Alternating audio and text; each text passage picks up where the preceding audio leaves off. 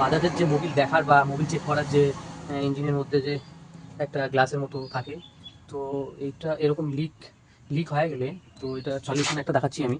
Readymade change না করেও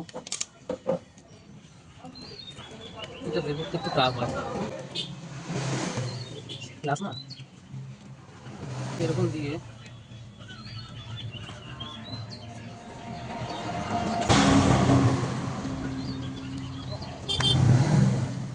এরকম ইঞ্জিনের পেস্ট যে থাকে, ইঞ্জিনের পেস্ট সাইড দিয়ে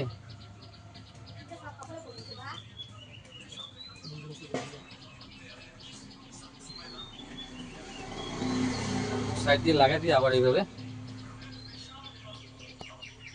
লাগাই দিতে হবে।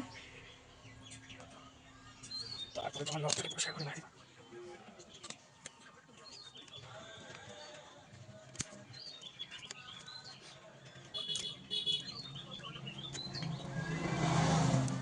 এরকম লকটা লাগা।